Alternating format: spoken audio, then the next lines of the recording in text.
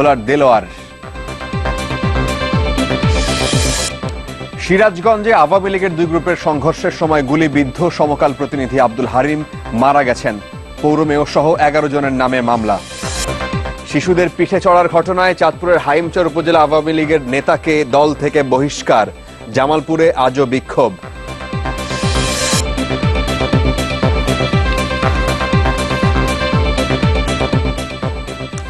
আমন্ত্রণ নিউজ 24 শুনছিলেন সিলন টি শিরোনাম। আপনাদের সাথে আছি আমি ফারাবি হাফিজ। অটো ইগনিশন ও ব্রাশ বার্নার দ্বারা তৈরি আরএফএল গ্যাস স্টোভ, রান্নাঘরের সবার প্রেম।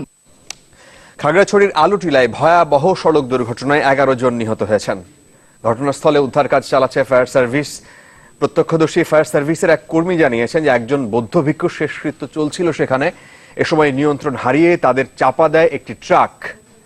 খাগড়াছড়ি হাসপাতাল কর্তৃপক্ষ বলছে তাদের কাছে এই পর্যন্ত চিকিৎসা নিতে এসেছেন 15 জন, যার মধ্যে বেশ কয়েকজনের অবস্থা আশঙ্কাজনক।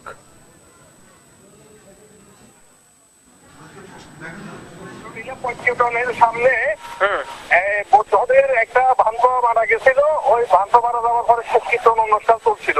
আচ্ছা, ঠিক রাস্তার পাশে দাঁড়ানো অবস্থায় মানুষ হাজার হাজার বৌদ্ধরা আসছে বিভিন্ন জায়গা থেকে। রাস্তায় একটা সিভিল ট্রাক মাল বোঝায় একটা ট্রাক উপর থেকে নিচে নামার সময় সম্ভবত ব্রেক ফেল বা মানুষের গতি নিয়ন্ত্রণ করতে পারে না, মানুষের উপর তুলে 11 জন এক্সপোর্ট নিশ্চিত বলতে আমার অ্যাম্বুলেন্স আবার আমার গাড়িগুলো দিয়ে যে লাশগুলো নিয়ে আসছি 9 জন, আর মোট 11 জন, আর আরো অনেক। কিছুক্ষণ আগে ফোনে বলছিলেন ওখানকার যিনি প্রত্যক্ষদর্শী, ওখানকার একজন, তিনি বলছিলেন খাগড়াছড়ি থেকে এই মুহূর্তে টেলিফোনে যোগ দিচ্ছেন প্রদীপ কুমার চৌধুরী। প্রদীপ, ট্রাক চাপার এই ঘটনাটা আপনি যদি আমাদেরকে একটু পরিষ্কার করেন, কিভাবে ঘটলো এবং যারা বেশি আহত, মানে যারা ডাক্তার বলছিলেন যে যাদের কারো কারো অবস্থা আশঙ্কাজনক, তাদের কি পরিস্থিতি? ফারাবি, আজকে সকাল 11টার দিকে খাগড়াছড়ি জেলার খুবই আলোচিত পর্যটন এলাকা আলুটিলায় একজন বৌদ্ধ ধর্মের পুরোহিতের পূর্ব নির্ধারিত শেষকৃত্য অনুষ্ঠান ছিল। সেই উপলক্ষে একটি বেশ বড় সড়ো মেলা জমে উঠেছিল ওখানে। তো যেহেতু বৌদ্ধ বিহারটির সড়ক লাগোয়া এবং একই সাথে মেলাটি কিন্তু অনেকটা একদম মূল সড়কের উপরে মেলাটি বসেছিল, তো ফলে যেটা হয় যে ওখানে ব্যাপক এক ধরনের যানজট এবং জনজট তৈরি হয়েছিল। ঠিক 11টার সময় একটি ট্রাক চট্টগ্রাম থেকে আসার পথে নিয়ন্ত্রণ হারিয়ে ওখানে ব্যাগতিকভাবে ছুটি শুরু করলে মানুষজন হুমড়ি দুমড়ে মুছতে পড়ে এবং ট্রাকটি অধিকাংশ মানুষের গায়ের উপর দিয়ে ট্রাকটি গিয়ে এক পর্যায়ে ট্রাকটির স্টার্ট বন্ধ হয়ে যায়। তৎক্ষণাৎ ওখানে খবর পেয়ে সেনাবাহিনী, ফায়ার সার্ভিস এবং পুলিশের লোকজন ছুটে যান। ঘটনাস্থল থেকে তাৎক্ষণিকভাবে ফায়ার সার্ভিসের কর্মীরা প্রথমে 5টি মরদেহ উদ্ধার করে হাসপাতালে নিয়ে আসেন। এরপরে আরো 2 জনকে মৃত ঘোষণা করা হয়। মোটমাট 7 জন মানুষের প্রাণহানি ঘটেছে মর্মান্তিক সড়ক দুর্ঘটনায়। এখন পর্যন্ত হাসপাতালে যে 15 জন চিকিৎসাধীন আছেন তার মধ্যে 3 জনকে গুরুতর অবস্থায় চট্টগ্রাম মেডিকেলে স্থানান্তর করা হয়েছে বলে খাগড়াছড়ি জেলা সদর হাসপাতালের আবাসিক চিকিৎসক ডাক্তার নয়নময় ত্রিপুরা জানিয়েছেন। মাটিরাঙ্গা থানার ওসি সাদাত হোসেন টিটু জানিয়েছেন যারা আহত হয়েছেন তাদের অধিকাংশেরই শারীরিক অবস্থা খুবই সংকটাপন্ন এবং একই সাথে কর্তব্যরত চিকিৎসকরাও বলেছেন যারা যদি সুস্থ হয়ে উঠেনও তারপরে তাদের জীবন খুবই বিপন্ন হবে। তো খবর পেয়ে খাগড়াছড়ির সংসদ সদস্য কুজেন্দ্রলাল ত্রিপুরা, পার্বত্য জেলা পরিষদের চেয়ারম্যান কমজুরি চৌধুরী, জেলা প্রশাসক মোহাম্মদ ওয়াহিদুজ্জামান, পুলিশ সুপার মজিদ আলী ঘটনাস্থলে ছুটে যান। তারাও যারা আহত হয়েছেন তাদের স্বজনদের সমবেদনা দিয়েছেন। এর মধ্যে কোন কর্তৃপক্ষের পক্ষ থেকে তাদেরকে তাৎক্ষণিক চিকিৎসার ব্যয়ভার বহনের ঘোষণা দেওয়া হয়েছে। তবে ডাক্তাররা যেটা আশঙ্কা ব্যক্ত করেছেন যে আহতদের মধ্যে আরো কমপক্ষে 2 থেকে 3 জনের জীবন বিপন্ন হতে পারে। এই পর্যন্ত আমার কাছে ছিল সর্বশেষ পরিস্থিতি। ধন্যবাদ প্রদীপ। খাগড়াছড়ি থেকে প্রদীপ কুমার চৌধুরী।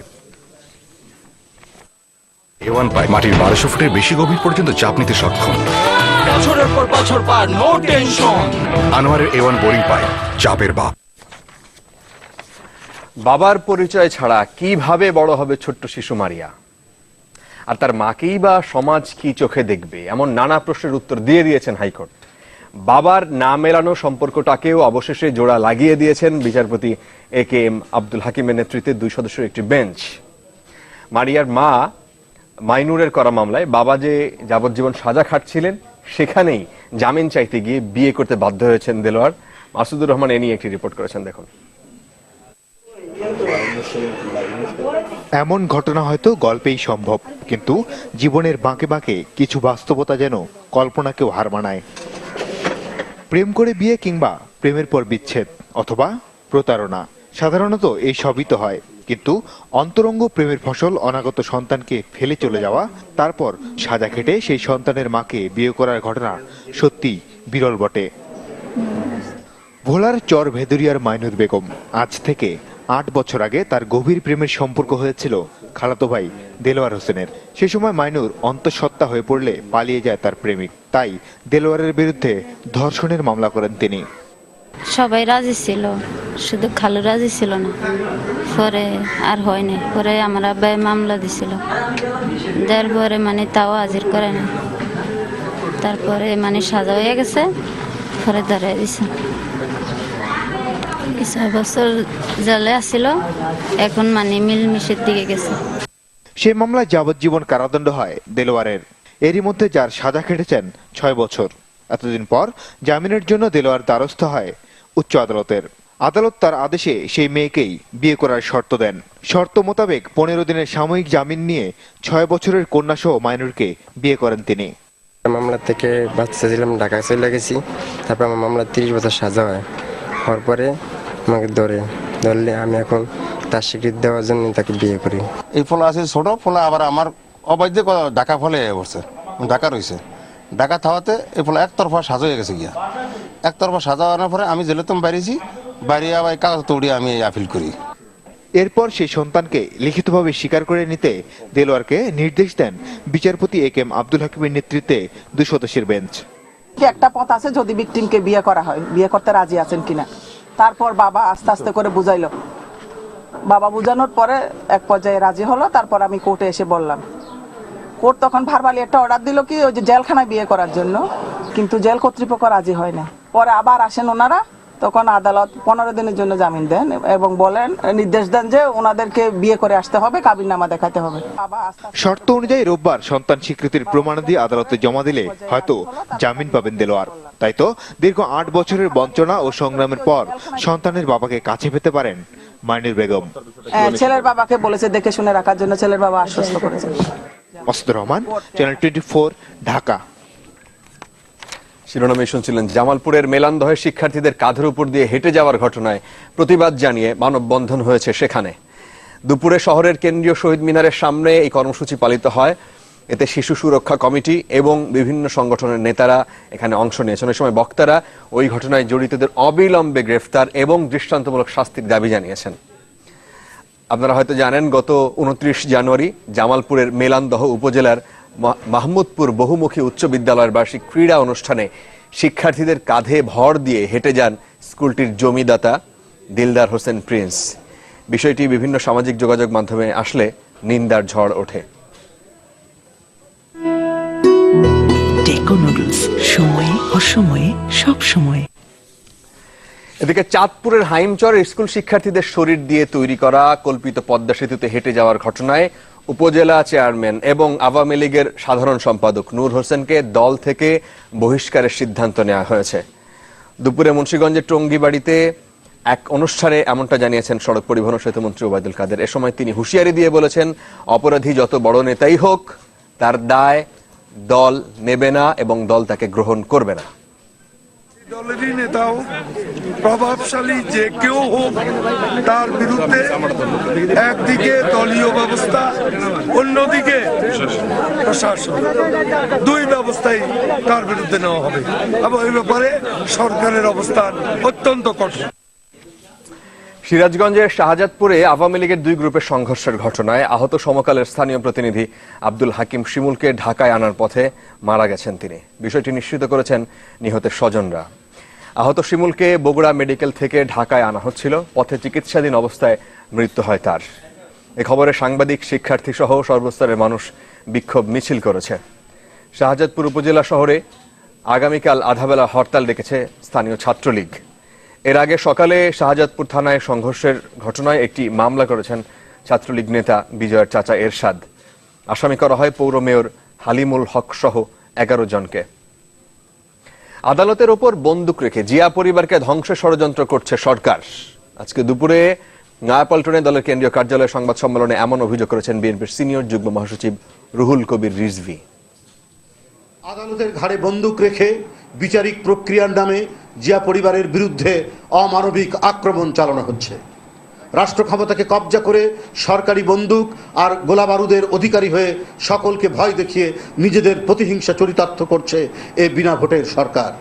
নাজেহাল করতেই বিএনপির চেয়ারপারসন বেগম খালেদা জিয়াকে প্রতি সপ্তাহে একবার অথবা দুইবার আদালতে উপস্থিত থাকতে বাধ্য করা হচ্ছে। বাংলাদেশে প্রতি বছর জন্মগত হৃদরোগ নিয়ে জন্ম নেয় 40,000-এর মতো শিশু। ব্যয়বহুল হওয়ায় এই চিকিৎসার অভাবে যাদের অর্ধেকের পক্ষেই বেঁচে থাকা সম্ভবই হয় না। কিন্তু সুখবর হলো এমন সব শিশুর চিকিৎসা দিচ্ছে জাতীয় হৃদরোগ ইনস্টিটিউট, তাও আবার সার্জারি ছাড়াই। আর এতে আর্থিক সহযোগিতা করছে কাতার রেড ক্রিসেন্ট সোসাইটি। এখন পর্যন্ত বিনামূল্যে 351 শিশুর চিকিৎসা হয়েছে এই যৌথ উদ্যোগে। খান আল মামুনের ক্যামেরায় জিনিয়া কবির সূচনার একটি রিপোর্ট। 6 মাস বয়সের ইয়াসিনের এই নিশ্চিন্তে ঘুম কিছুদিন আগেও এতটা স্বস্তির ছিল না, কারণ জন্ম থেকেই তার হৃদযন্ত্রটি ত্রুটিপূর্ণ। চিকিৎসকরা বলেছিলেন যা একমাত্র অপারেশনের মাধ্যমেই ঠিক করা সম্ভব। তবে ইয়াসিনের দরিদ্র বাবা মায়ের জন্য এ টাকার জোগাড় করা ছিল প্রায় অসম্ভব।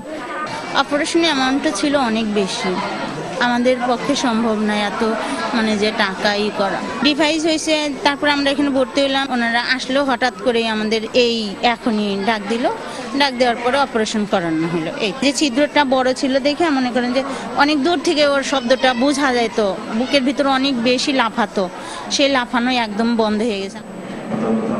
এই সুবিধাবঞ্চিত শিশুদের সহায়তায় জাতীয় হৃদরোগ ইনস্টিটিউটের সাথে যৌথভাবে এগিয়ে এসেছে কাতার রেড ক্রিসেন্ট সোসাইটি।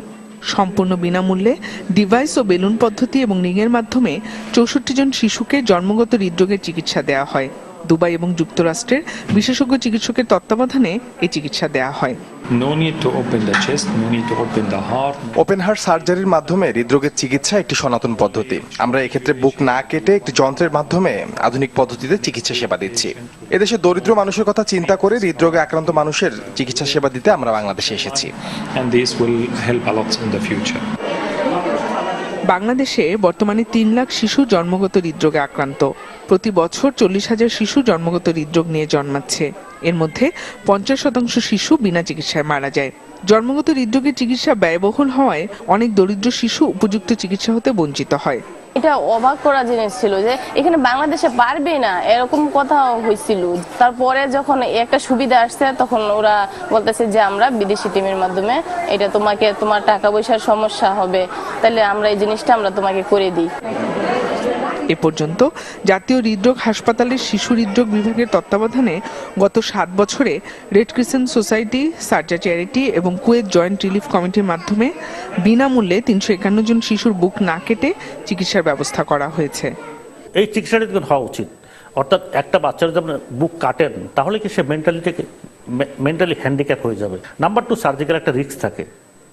আর নাম্বার 3 হলো কি ওপেন হার্ট সার্জারি, সো একটা বড় ধরনের ঝুঁকি থাকে। আর এই ডিভাইসেসটা আমরা হলে বাইরের থেকে তো ভেইনের মাধ্যমে আমরা ইমপ্লান্ট করি। বাংলাদেশে এই ধরনের ট্রিটমেন্ট কিন্তু অফার হচ্ছে এবং আমাদের ইনস্টিটিউশন হচ্ছে এবং সফলভাবেই হচ্ছে।